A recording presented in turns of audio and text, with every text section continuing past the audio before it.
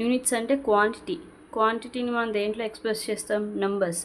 So definition వచ్చేసి to express in number. ఏదైతే మనం నంబర్లో ఎక్స్ప్రెస్ చేస్తామో దాన్ని యూనిట్ అంటారు. యూనిట్స్ వచ్చేసి 2 types, fundamental quantity and derived quantity.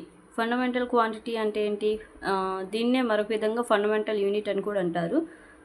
Fundamental quantity అంటే ఇట్ డస్ నాట్ డిపెండ్, దేని మీద కూడా డిపెండ్ అవ్వదు. And second one derived quantity. Derived quantity అంటే ఏంటి, ఒక దాని మీద డిపెండ్ అవుతుంది, మన ఫిజికల్ ప్రెజర్ మీద, ఫిజికల్ వర్క్ మీద డిపెండ్ అవుతుంది డిరైవ్డ్ క్వాంటిటీ అనేది. It can be derived from one equation.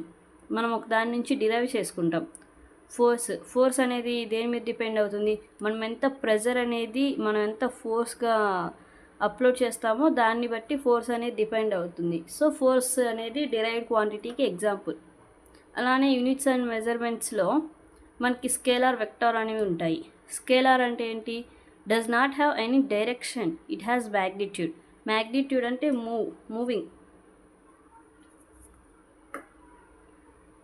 ఒక పర్టికులర్ డైరెక్షన్ అనేది స్కేలార్కి ఉండదు.